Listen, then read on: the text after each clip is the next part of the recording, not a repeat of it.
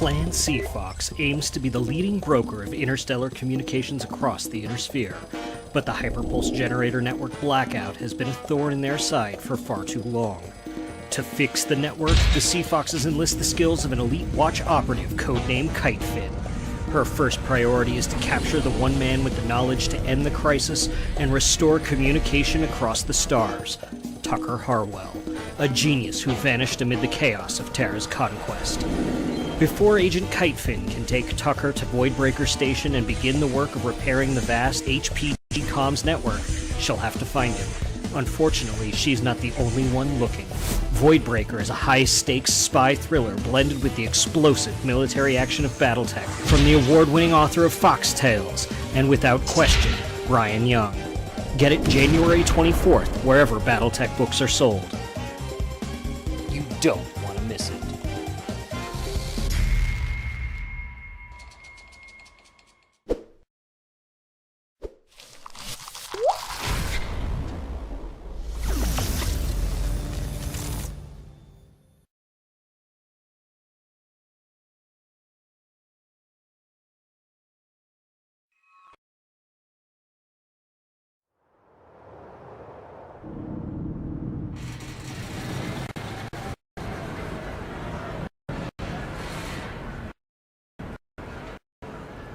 There are three constants: cold, work, and the moan. The first is an ever-present danger. The second is our best weapon to fight it. And the third is proof our weapon is working. That the tools we have built to preserve the ice and snow are keeping them at bay. The world we did 10 years ago. The great frost descended and the cold never relent. There are no more seasons. No more. Things we took for granted in our old life, food, trees, comfort, are difficult to come by. It's a hard life, but it's the only one we have. We go onward, day after day, driven by the same words that spurred us on since we migrated north. The city must survive. Frostpunk, the award-winning video game from 11-Bit Studios, is becoming a tabletop role-playing game from Catalyst Game Labs, longtime publisher of Shadowrun and Battletech. This society-building game pushes players to consider what they will do to preserve the fragile communities that they have built. Take on a variety of roles, from medic to engineer to hunter to explore. See what you can do to build a society, confront crises, and overcome the dangers of the continual cold. The choices you will face will not be easy, but they cannot be avoided. What will you prioritize? What will you value? If you keep hope in your people and reduce discontent, you can build something that lasts. But if things go poorly, people will let you know. You could find society crumbling around you and perhaps be exiled into the cold with no hope of return to warmth. Using the new Dice Core role-playing system, the Frostpunk role-playing game offers an easy-to-learn, fast-moving system that puts your character's decision at the center of any session, and allows you to try and build and maintain a city that somehow manages to hold people together. Back now for your chance to play an entirely new kind of RPG.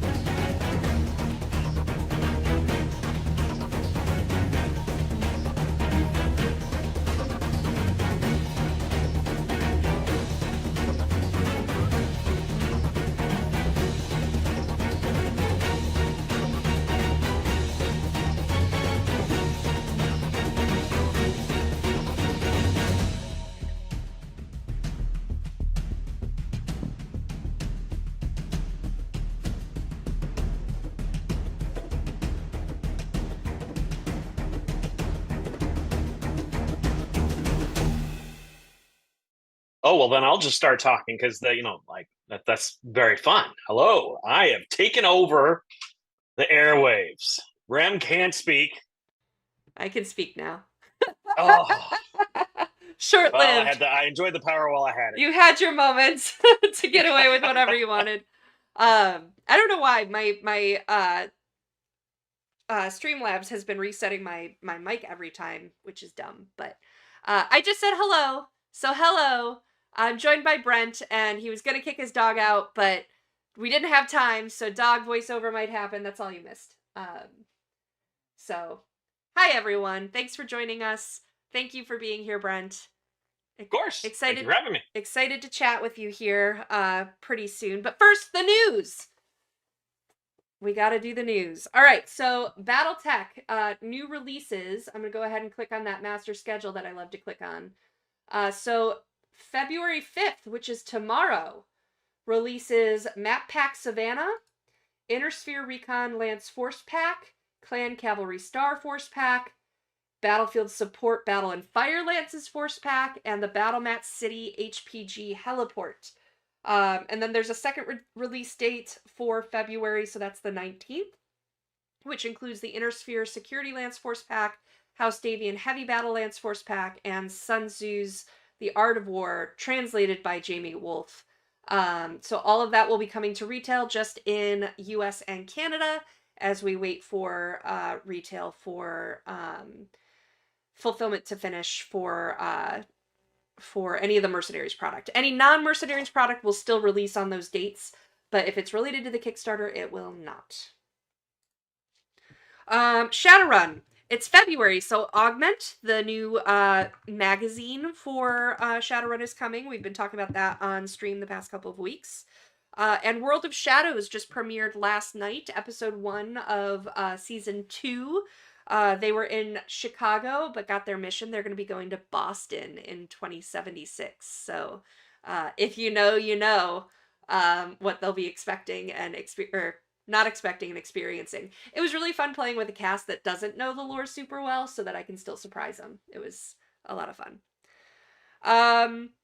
And then for RPGs, Frostpunk, I dropped that link in the chat during the commercial. Frostpunk is launching on March 20th alongside a campaign from 11-Bit Direct, which is going to do an art book for Frostpunk and a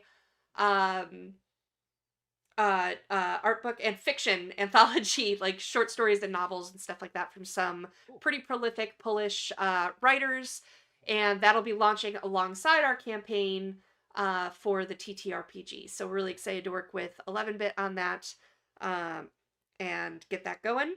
And then Voltron, we are building out our pledge manager. We're doing some testing this week to make sure that everything's working. So as long as that goes smoothly, pledge manager should be launching end of this week or next. If we find some more glitches or anything like that, we'll need a little extra time, but watch the backer updates for how that's going. Board game division. Flippin' Ninja will be coming to retail in late March, we expect, based on depending on shipping times. It is on a boat, so it depends on when the boat gets here. So it might be April that it gets pushed to, but for now it's scheduled for March. We will have copies to demo at Gamma in Louisville, Kentucky, if you're going to be there. Looking forward to that. I haven't gotten to play it yet, so I'm kind of excited for that. And then Runefire. I've got a link to the Runefire Kickstarter that's going to be coming. We don't have a launch date just yet for it because we've got a couple other things that we're scheduling around as well that we have not yet announced.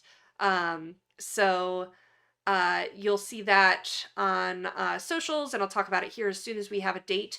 But we're pretty excited for Runefire.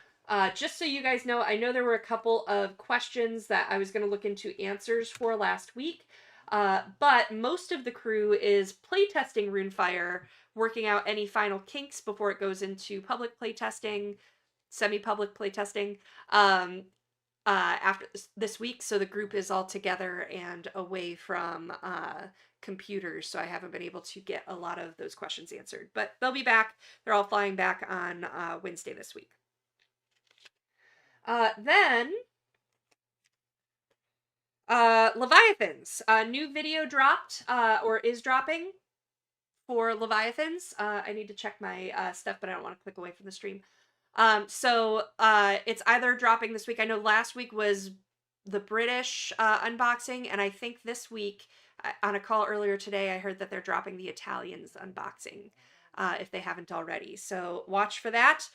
Those vids have been doing real well. You guys seem to love getting that stuff from eStar. So as we get closer, if you missed last week, the Leviathans did make the ship by Chinese New Year.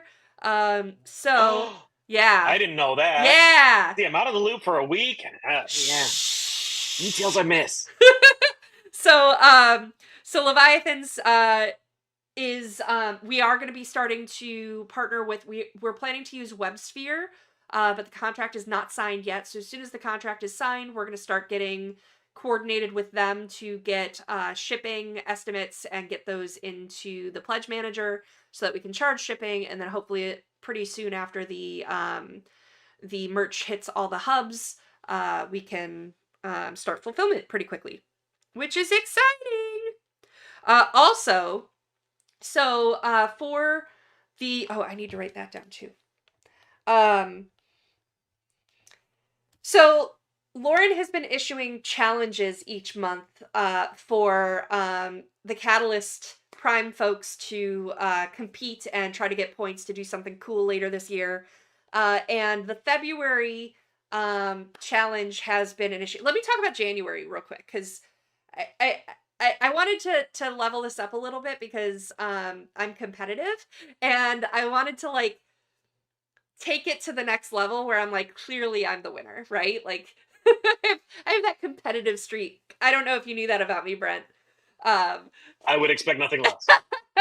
So the January challenge was to play either a Battletech game, a Shadowrun game, or a Catalyst board game.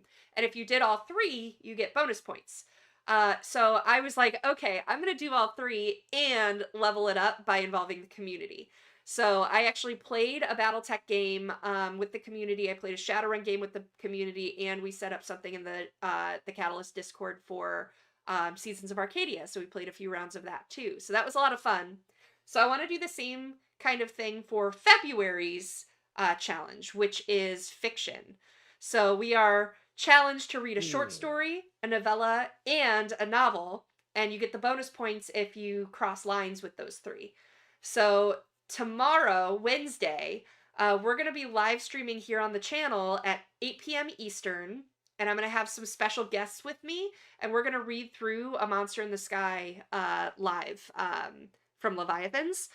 Next week, we're going to do a Shadowrun novella, a Battletech novella, and then I'm debating if we're going to do a full novel, because that's big, and I know it'll take a couple sessions, but I'm still debating that. We'll see. I might also do something like more like, let's all read this and like discuss it like a book club thing. I don't know. Well, remember, there are also audiobooks of those novels. That's a pretty easy to do other stuff while listening to an audiobook. Kind of two birds, one stone thing. Just throwing that out there. Yeah, but I want to involve the community as much as possible. So let them buy the audiobook. I'm fine either way. Well, it's the same as the print book. There's no downside. You can go either way with it. Fair. So, but my guess for this week, just so you guys know, I did get some of the, I posted in the freelancer chat in the Catalyst server that we have. So, let's see. I've got Mark Follin. I've got Aaron Cahall. I've got Eric Salzman. Wunji Lau. If he said that's if bedtime for the kids permits. Paul can't do it this time, but I said maybe next time. Let's see. And then James Kirtley as well so far. So I'll see if I can get... that's a good crew. Right? I'm going to see if I can get more people, and we'll like change narrator and dialogue and stuff like that, and assign different parts and stuff. But we'll all just get on and chill, read some novels together. So fun. yeah, I'm pretty excited. So if you want to get all the deets on that, you can join our Discord server. It's in the description of all of our episodes. So check that out, and we'll be doing that for the next couple weeks. And then finally, I've got a little Friends of Catalyst thing here. So let me pull up my link for you guys. You'll see this in the Catalyst newsletter as well. We like to promote our friends and the cool stuff that they're doing. So our friends at Fanroll are going to be in February launching a Kickstarter for the Catan Masterpiece series. Ooh. Yeah, I got to do a... Oops, wrong link. I got to do a...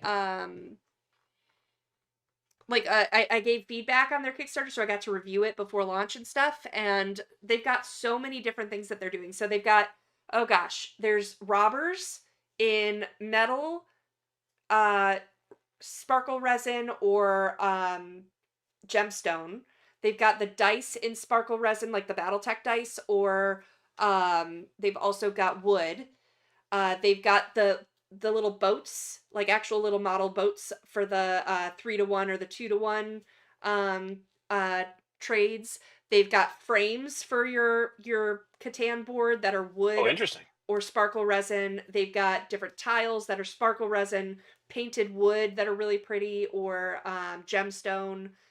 They've got the cities and settlements. They've got molded plastic that is, and they've got 4 to choose from that are like Greek and Aztec and stuff like that. Oh, cool. And they've got those in metal, or you can get the standard cutout look of them, but in metal as well. And the Greek ones would be really cool for the Wayfarers expansion. Yeah. And then they've got the little tiles for the numbers and stuff that are in acrylic or in metal as well. So a ton of upgradable options, super customizable. Yeah. And so I've got a little link to that. So here's the other cool thing that they're doing. As I pull this link, because multitasking is hard. So what they're trying is, instead of doing as many of like the full like Facebook ads and stuff like that, they're trying to do an affiliate program with different partners, people in the industry, streamers, stuff like that. If you're interested, talk to me. I can hook you up with it. But basically, if you guys listening to this, you all heard that Sarah's giving hookups. She's giving hookups to anybody that needs swag behind the scenes in gaming. So if you just click that link I just dropped in chat, and you just hit follow the project, then Catalyst is going to make 50 cents for everyone that just follows the project. Wow.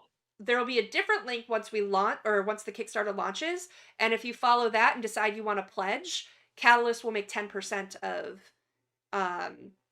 your pledge amount, minus any add-ons that you do. So that's cool. Yeah, it's kind of a cool inter-industry and influencer way to kind of promote this and see how it does. And it helps everyone. It helps the person promoting. It helps, I know I've given this to a couple of my streamer friends and stuff like that, they have their own link.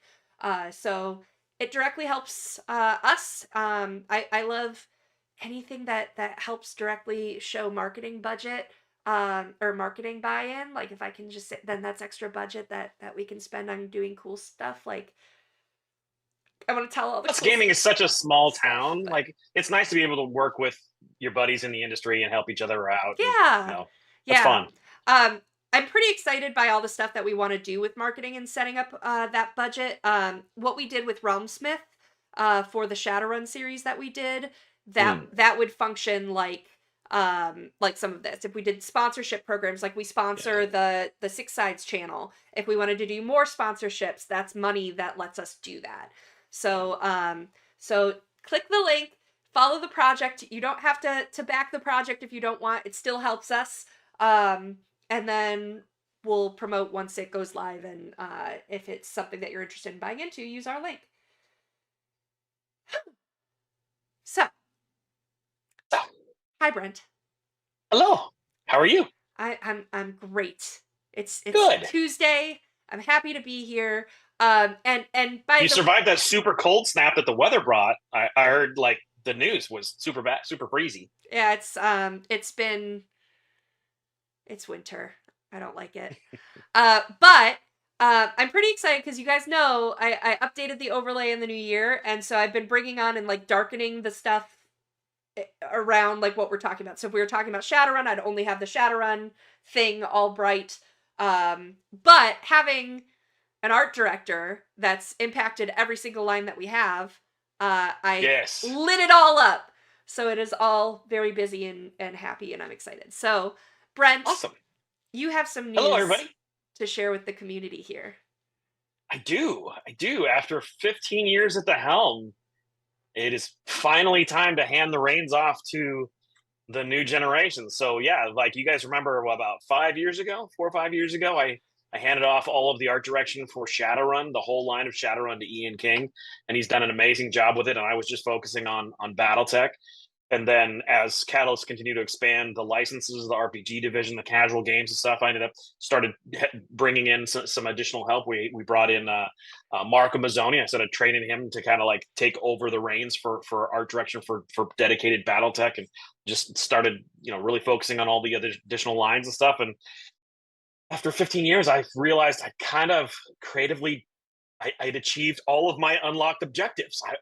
I was ready for something new. So yeah, I actually was approached by an industry veteran. For those of you that have ever heard the name Brian Weissman, he's an absolute legend in Magic the Gathering and grinding gear games. And he has a new video game startup, and he really wanted me to come over and work with his team to help get the visuals for their new startup off the ground. So I chose to make the change and hand over the reins. There's a new art director coming in for a third art director coming in to step in to take over all of the new licenses and RPG division and casual game stuff for Catalyst. And I've handed over the full keys to the castle to Marco and to Ian to handle their own lines and stuff. And I actually got to like completely take my hand off the wheel. And it's been a really interesting couple of weeks. People keep asking me like, how's it feel? And like you have your moments where like, it feels really good, and your moments were like, oh my gosh, it feels really bad because like this has been my baby for 15 years. But I'm kind of shifting into this overwhelmingly positive sense of I get to just be a fan again, which is so huge. I mean, I had kind of an amazing career before Catalyst, where I got to pick and choose what I wanted, and that's when I realized, like, you know what, I really only want to work on BattleTech and Shadowrun. And then they said, well, great, well then come work for a Battletech and Shadowrun. So they handed me the keys, and I built it, and I ran with it for a decade and a half. And it's been kind of awesome to like, once you get your dream job and you get to do all the things you wanted to do and take it to the places you thought it needed to go, and train a whole new generation of people to take over that, to then just say, all right, keep going, go run. It's very nice. Wow. I mean, it's a lot of, for 15 years out of the 40 for Battletech and 35 for Shadowrun, like a lot of us know the direction of art and stuff like that. It is because of you. You know, it's you're at the helm leading the art that we recognize as Battletech and Shadowrun among now like Leviathans and beyond. So it's, you know, Catalyst is facing a great loss. You're gonna be missed. I know the others are gonna do phenomenally well, and that you've got their backs and they've got the support that they need. But it's the end of an era. It kind of is, but in a way, it's an end of an era. But my specialty was finding creative talent that was the right fit for the role and letting them play to their strengths. And my go-to goal was find people that are huge Battletech and Shadowrun fans that grew up loving these games and became professional artists, and ultimately said, man, I would love to work on one of these projects, and giving them a chance to do it, walking them through, here's the process, here's how we bring it to life. And so, like, even though I'm leaving and it kind of is an end of an era, the truth is, like, we probably have 70, 80 freelancers working all from around the world, from all the different corners, because, you know, both of these games have a totally global reach, and they're all still carrying on the torch and creating the visuals and bringing it to life. I mean, what's really amazing is when I took over both lines, they were black and white. Oh, wow. Yeah, that's how long I've been doing it. Like, how far, and trying to convince the powers that be that we should go to color, convincing them of what we could, what we could do with characters. Like, they shouldn't just be faces. We should do full body character shots. All those little elements and things that we did. This was also before 3D models. So Shadowrun doesn't make use of a lot of 3D assets, but Battletech relies on 3D assets now. And that's been a massive game changer for the line. So there's been just like all these little elements that we did along the way that like at the time, they were huge gambles. We're like, oh my gosh, this is an expensive. Like it's like walking up to the blackjack table and just putting it all on black and spinning the wheel over and over and over. And thankfully, more of those paid out than didn't. So so we did well. But there were many times where it was, Randall and I like, oh my gosh, is it going to work? Let's look really confident when we talk to Lauren. But we're both like, oh my gosh, I hope this doesn't completely backfire on us. And I think it only backfired on us once, really bad. But the rest of them were pretty good. Pretty good. Overall, we were right on the money. Awesome. Oh, that's so cool. Yeah. So how do you think it's going to feel, I guess, and I know like you guys worked so far ahead in the pipeline and stuff that it's going to be a while, but like, what do you imagine it's going to feel like when you see a product drop that you were not part of? You didn't know was coming. So strange. Like, yeah. So weird. Like, who did that? Where did that come from? Where's that from? I don't know. Like, yeah, I kind of think the biggest ones will be when you guys do like promotional reveals and you do your sneak peeks of the like from an image out of a product that's down the pipe, and that I don't see because like usually when you're in the creative team, you're working anywhere from 6 months to 18 months ahead of what actually comes out on store shelves. Yeah. So I'm kind of used to the disconnect, but man, it'll be weird once those promotion comes out. I'm like, actually don't know that piece of art. What's that? What paint scheme is that? What logo is that on there? What mercenary command is that one? So yeah, what do you think is gonna win out emotionally? Do you think like you're gonna feel that pang of jealousy, like, oh, I wish I had been part of that, or do you think it's gonna be more like you said, as like a fan, like, ooh, what's in here? I think it'll be both. Yeah, and I think it's okay to be both. Like when even Lauren, he's like, dude, your passion for these properties has been so. So readily visible to everybody that's been attached to these. It's weird to imagine me not in it, and so like I think it's okay. It's kind of like when your baby grows up and goes off to college, and you're like, I still think of him as a little guy, even though he's like 22 now. Like you get both. I miss my little guy, but I'm really proud of this one, so I think it'll be both. Awesome. Yeah. Awesome. Yeah. Oh, that's so exciting. So I know just for transparency's sake, I know there's not a whole lot you can talk about your new gig because you want to go.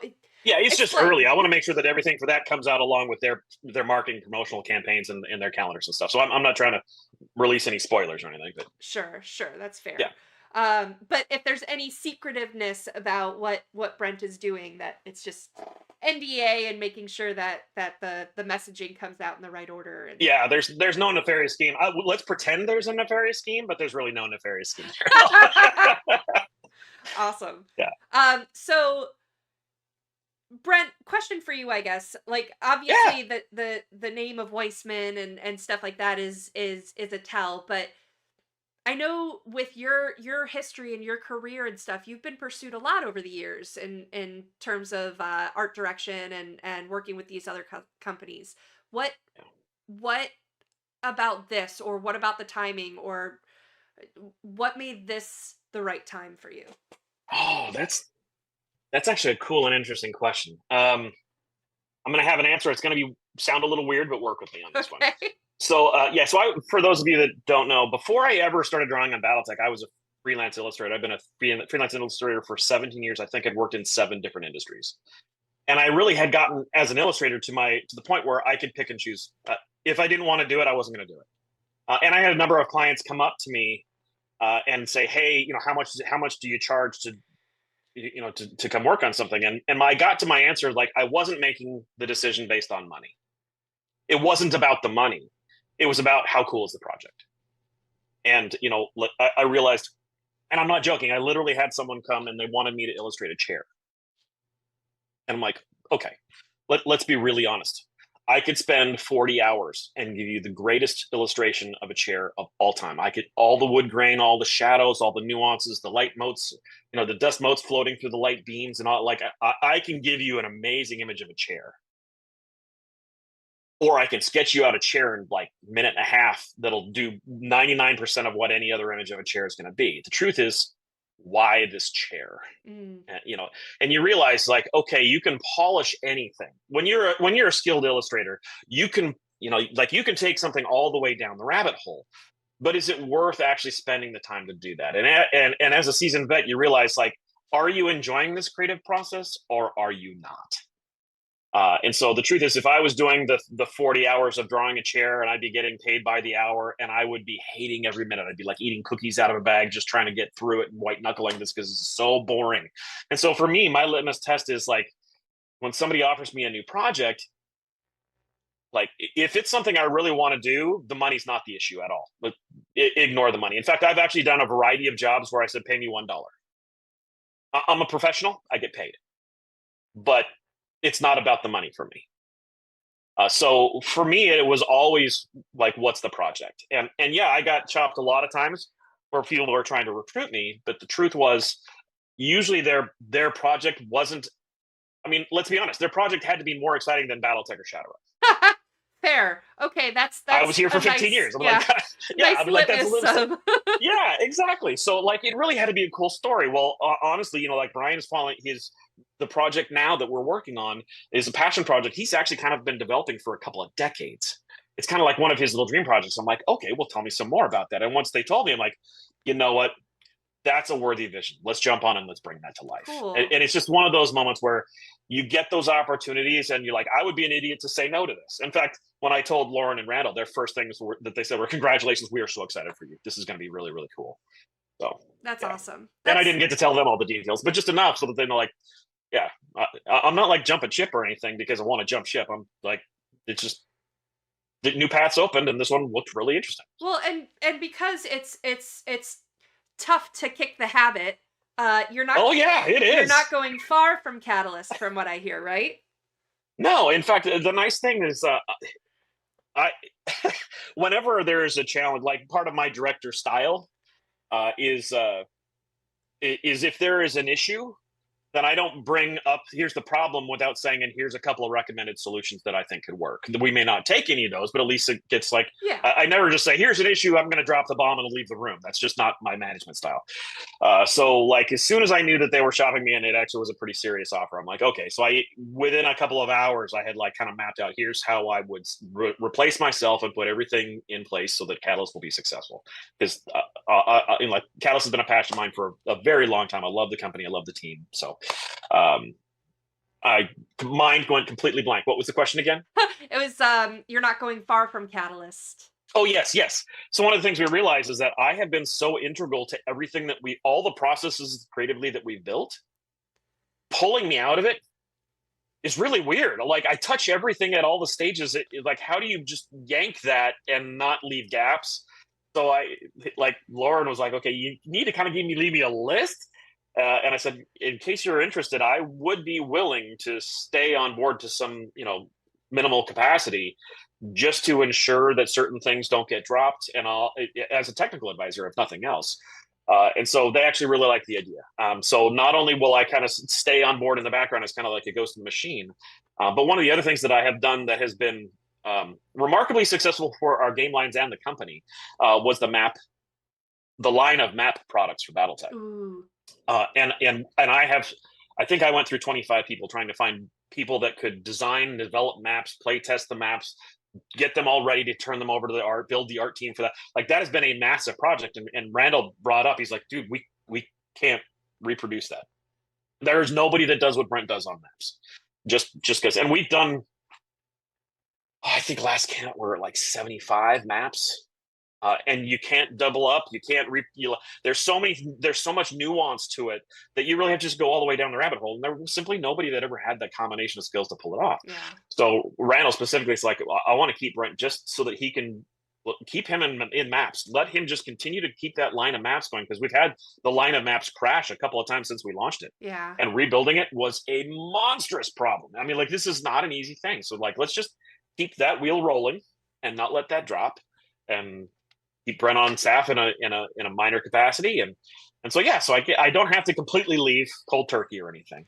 I can still dabble. Do you think now that you're not going to be so busy with all the art director obligations and stuff, are we going to see more illustrations from you in these? No, that's a good question. I have thought about that. Yeah, I'm like, I don't know. Should I go there? I'm not ready to dive in yet, but I will admit the diabolical skills, gears are spinning, and I'm starting to think, okay, well, if I was going to do one, what would I do? How would I do that? So, yeah, Awesome. I'm sure it'll happen at some point in time, Cool. and I'll Cool. surprise you all. That's so exciting. It is. So I guess looking back then, at your 15 years, what from each of the lines, what is like the product or project that you were most proud of? What is You know, what do you define as your you legacy? can't you can't even just pick one. Over that many. I mean, like for Shadowrun alone, I think I started at SR4. So we did SR4A, SR5, SR6. I'm like, oh man, like you just think about the scope of what we did across that time. It was amazing. Um, I actually, when I would recruit people for Shadowrun, I would give them a warning. And I'm not joking. And in case anybody listening is wondering about this, I am absolutely dead serious. If you start illustrating Shadowrun, it's like cocaine. You will nothing else will ever be as fun as illustrating Shadowrun. Shadowrun is such a cool universe. There is so much just really awesome stuff there that as an artist, when you're given the free reins to play with all the pieces, it is so cool. So like when we did that SR5 cover, it is just one of the most epic. I mean, like you've got a runner team on a roof, they're attacking a corp, and they've got a bug spirit coming at them. And if you really look at that bug spirit, it's like 4 stories tall. It was like, oh my gosh, that is so cool that we got to bring that to life. I will never forget doing the Elven Blood cover. Anybody that looks at that and knows the Shadowrun universe and realizes that guy should be dead just for wearing that coat. There is no way this should have, like, every part of this, like, this is a death sentence in every way from Sunday, and there's got to be a story behind that, and I want to know what that story is. And that was the point. Like, we wanted our illustrations to make somebody say, I want to play that, I want to know what happened 30 seconds before this, and 30 seconds after this, because something's about to go down. Like, that's one of those things you get out of Shadowrun. So, yeah, it was really fun recruiting literally generations worth of artists to work on Shadowrun, just because there is no product there's no universe like Shadowrun. Yeah. For Battletech, man, there's been so many fun things, but I will say even Randall, and he'll totally back me up on this because we've talked about it. Quite often, like we would get images, and back in the early days, it was like, yeah, we need a half-page image from you, Brent. We're going to do this and this with it. It'll just be little. Don't worry about going too far on the details because you've got a really short deadline. So just go ahead and crank that out and get it across the finish line. Next thing I know, I'm walking into Gen Con, and here it is on a banner that's 14 feet tall. I'm like, okay, you said no zoom-ins. Come on, you're killing me here. So that was just one of those things. But there's been a couple of images that we've created that looked amazing when we did them, and then when we walked into the convention, we saw them on a banner where it was, bigger than we are. I won't say bigger than life because it's a battle mech, so it's like supposed to be 40 feet tall. But still, it's you walk in, you're looking up at it, and you're like, even us, it stops us in our tracks. And there's a couple that just keep coming back. There's no way to get around them. That Marauder from the game of Armor Combat, the Red Duke Marauder. When you look at that, the detail, the lighting, the composition, the camera angle, it is just so amazing. So yeah, that image still, every time I see that, it just makes me smile.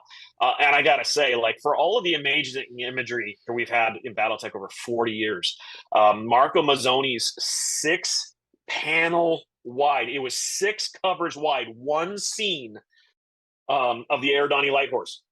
So you've seen it. It's that banner that we have at Gen Con above the player area. Yeah. Where we had to get special permission to have a banner that large put up because it blocked the airflow within the building for fire code.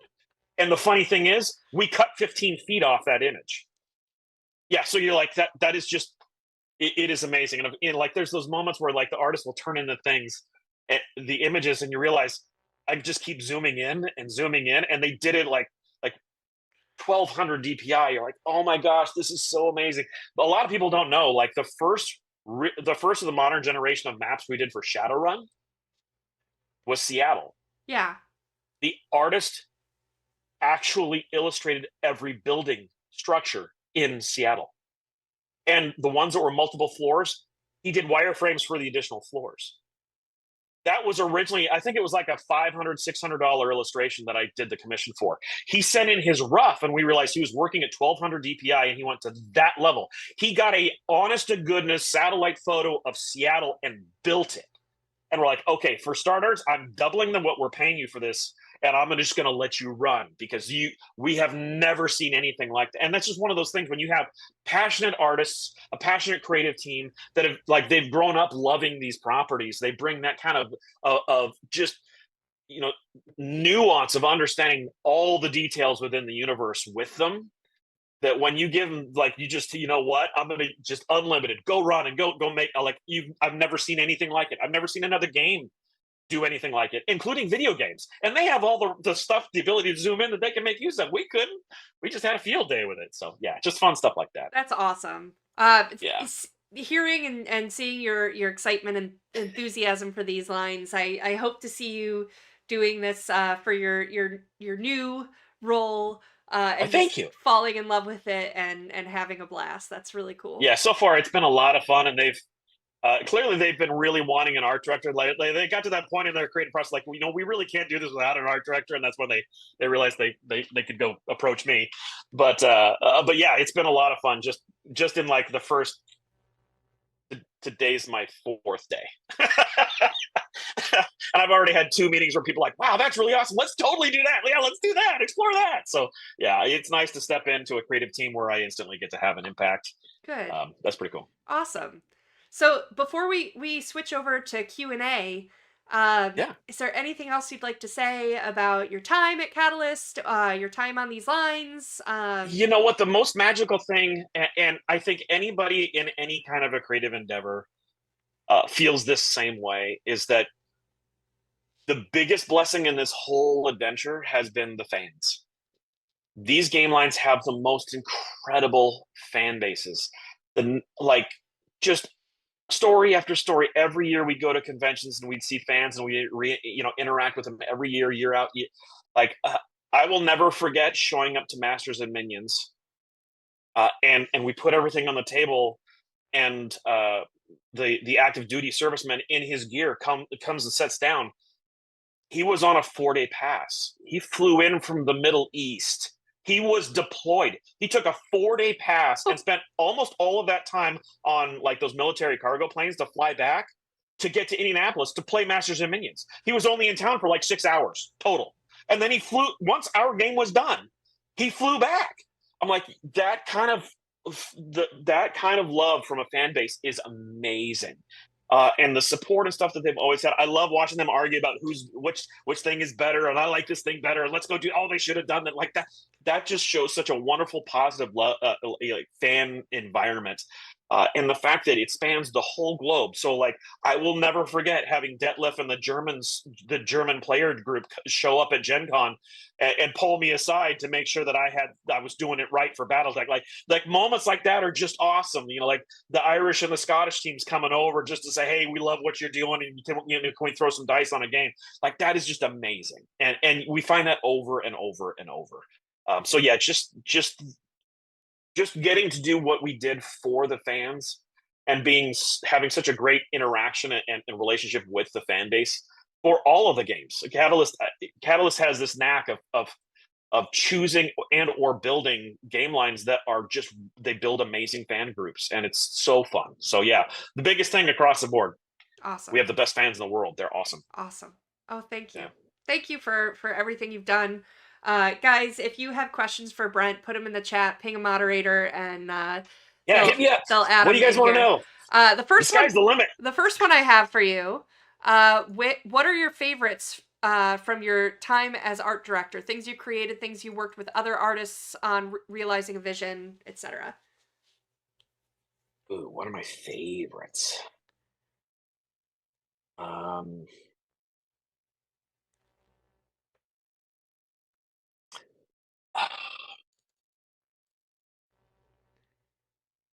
This is going to sound a little weird, but the thing that really comes to mind is when I spent 2.5 years wearing 2 hats, where I was the senior art director and the line developer for Battletech. And what sticks out with that one is Battletech had written itself into a corner. It had to get past a certain period of time within canon, and the writers and the developers did not know what that was. They did not know what was going to happen when they passed through this little crossroads. There was this thing we had to get through, and so my biggest success, I think, was actually getting the line past that point. So all of a sudden, boom, the sky's the limit. Now we have a universe we can go ahead and run with. We can write stories, created all this great content for people to play with and run with. And it kind of like, like the video games where it's a giant sandbox and, you're finally released. You're like, great, the reins are off. I can go run amok. I can go play in all these different corners. And there's good stories in all of those different corners. So yeah, I think that was, in hindsight, my biggest favorite. And just because it reinvigorated the universe and the fan base for what they could do with it in a way that nothing else I'd ever done had that kind of impact. It was miraculous. Awesome. Yeah, awesome. That was a big one. Cool. Question from Michael Chandra. Any update on Shadowrun Takedown? All I know is that the shipment is leaving the manufacturers after Chinese New Year. And I've been told fulfillment should be no later than June. So that's all I know at this point. That sounds about right. Yeah, that sounds about right. By the way, I think it's funny. I don't know if anybody else saw me laugh when you were giving your updates, but the fact that part of our process is it's on a boat. I just think that's hysterical. Yeah, it's on a boat. It's this nebulous zone, we know it exists, but we're not quite sure. Like, yeah, it's on a boat. So I'd love if we could get far enough ahead in like our planning where it'd be like, yeah, it's gonna arrive in March or April, but that doesn't affect because it's like releasing in June kind of thing. Like, so that it was less nebulous for communication purposes. But... Well, we used to think that we could, and then weird things happen. Like, oh yeah, the boat was diverted around South America, or oh, you know what? It turns out it didn't. The power went out while they were putting on the elevator, and then they all shut down for Chinese New Year because they were having rolling back. I'm like, just weird things. You're like, you know what? We think it should if it follows the model, but there's so many times like, oh, the truck broke down, so they left it by the side of the road in the middle of Kansas. You're like, what? 2 weeks later, you're like, it still hasn't shown up. No, it's still on the truck. Why didn't you unhook the thing from the truck and take it to that stuff happens. It's the weirdest thing. So Murphy's Law. There will always be a weird curveball. Yeah, it's anything that can happen will happen. So yeah. Awesome. All right, what else do we got here? We have when will the Mercs box set be released to retail in the UK? That's going to be after EU fulfillment and their exclusivity period. So we won't know until they're officially done with EU fulfillment. But we will be posting. No, there's an interesting follow-up question. I was thinking about this. Correct me if I'm wrong. Were the retailer levels available to UK backers? Yes. Okay, so technically, people could pre-buy from their local brick and mortar stores if they had done that. Am I right? So they wouldn't be able to get the product, but they basically get to reserve it for when it was released if their local brick and mortars had ordered it as part of the retailer level. So as part of the retailer level, so for UK, their stores that had ordered as part of the Kickstarter have gotten their product. So that's... Yeah, have they been able to sell it, though? I didn't think they were allowed to sell it yet. They're allowed to, yeah. Oh, are they? They're in their exclusivity period for UK now. Gotcha. It's just that to be able to, like, release overall and stuff like that will be after the EU's exclusivity period when fulfillment is done. That makes sense. Yeah. Let's see. Oops. Will the fan roll dice be available outside of the Kickstarter? If yes, when and how? They will not be going to retail because that's just too many SKUs and everything else. They should be on the Catalyst store, but I'm supposed to make a meeting with Randall to look at our release schedule, because our release schedule is pretty much exclusive to distribution. So I want to get everything that's like the swag and the non for distro Yeah. on there. We have a lot of the littler stuff that doesn't ever go through distribution. Yeah. So. But also, like Murphy's Law, anything that can happen will happen. And Oh, yeah. Randall was traveling, and then it was, now he's in Puerto Rico, and then I had time with him, but then his, he had a dental thing happen where he had a nerve thing and, like, couldn't, Oh, God, that he was was awful. out for, like... Yeah, he broke 2 molars. Yeah, for, like several weeks. So when I can get a hold of him, we'll be planning that and then get that on the release schedule, and then I'll be able to communicate that just like I do at the top of this episode for releases. What else do we have? Battletech carrying case is showing as out of stock or coming soon in Canadian stores and distributors. I'm not sure about the distributors. I'd have to let Ross know. So I can send him a quick message. The Battletech case, not avail in Canada distro, ? And then I'll apologize later for my shorthand. So I'm not sure, but I have sent it up the chain, so we'll see what comes of that. Let's see. VFXS status on the next run of Hinterlands. I think that's shipping, but I'm not sure if it's on the boat yet or not. Will it incorporate any of the errata, or is it straight reprint? It's straight reprint because it sold out as soon as it was released. So it was get it on order as soon as we possibly can. So by the way, huge kudos to the fans that scooped that one up. Yeah. That was amazing. That sold out so fast that, you know, everybody's like, okay, we broke all models with this, because that kind of product doesn't typically move super fast, and it scooped up so for like, we're like, wow, okay, so clearly I kind of expect this next one to sell out almost as fast. I think that we've got the line to a place where this kind of product is perfect, and there's a lot of people looking for something like it. So I imagine we'll probably do 3 or 4 print runs of it to do it. So because you know, like when there's a big success, it's not about you know, doubling down on what's paying you money. It's far more about, okay, clearly the fans want this, and we need to fulfill what the fans want. Right. Like we need to get them enough to keep them going with playable items and scenarios and all the details and all that kind of stuff. So yeah, that's the primary goal. I remember when we got the first like questions about orders and stuff like that, and like I was checking inventory and like checking with PSI because I was like, is something wrong where it's not going? Yeah, this can't be right. It says it's sold out, but that doesn't make any sense. You know what's really funny? Like literally, we ordered the number. Catalyst has always claimed the goal behind the scenes has been to order, when we do a print run, 18 months worth of product.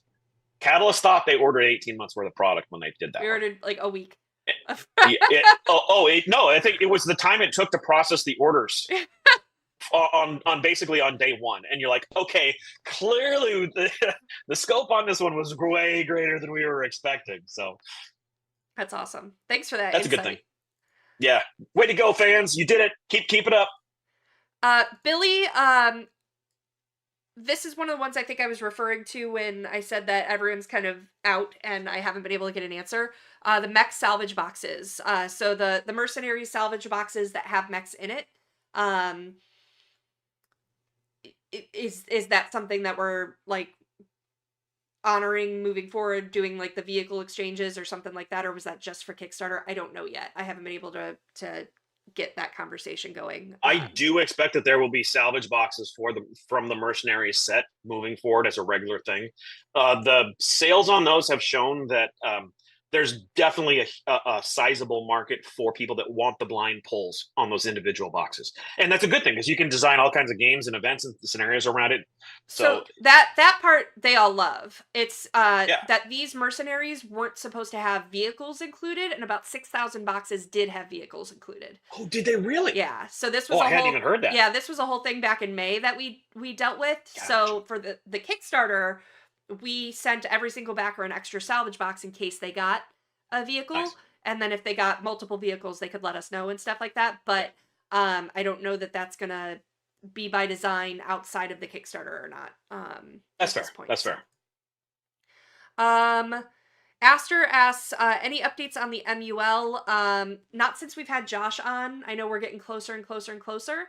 But we had Josh on a couple weeks ago, so if you look for the Josh Perrion interview, you'll be able to get all the details from the MUL on where we were last, as of a few weeks ago. Von Ether asks, where can we submit typos for Operation Ragnar for Leviathans? Tell you what, I'm going to send Bryn a message right now. He is also doing the Runefire playtesting, but at least I can get that conversation started since I don't have an answer right this second. I do know that he is also paying attention to Leviathan stuff because he did ping on several of items over the last couple weeks. Okay. So I know it's not off of his radar. Where can folks submit typos for Levs? You can CC Randall on that as well, just because they're both paying attention to all the things. Please. All right. Last minute questions that have popped up. We only have a couple minutes left, and I want to circle to Brent stuff since we have him. Jen Bixby asks, Hi, Jen. What is your favorite piece of art that someone else created?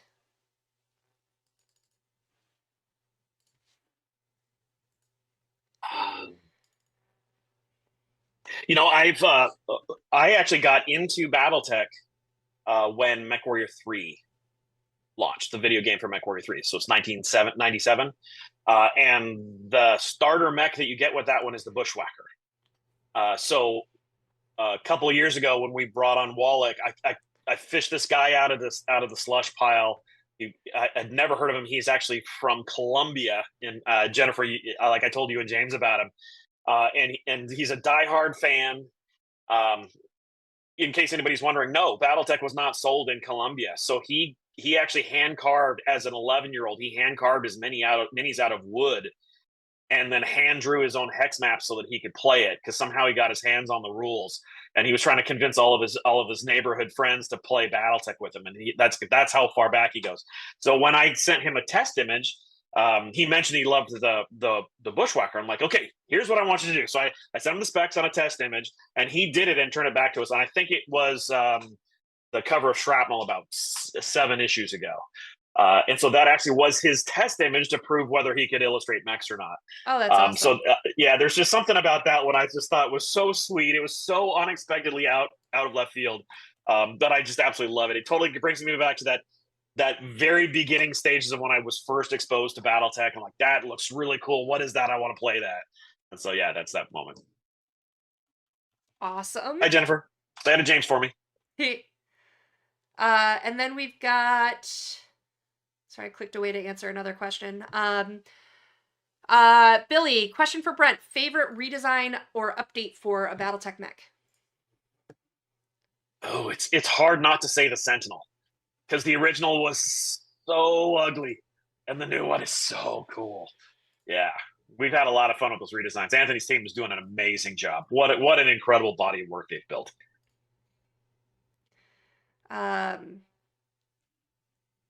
You answered that one a lot faster. I'm sorry. I can soft shoot for a minute. You're great. I gotcha. Jason Mallory, was there one Shadowrun character you always wanted to draw but never actually got the chance?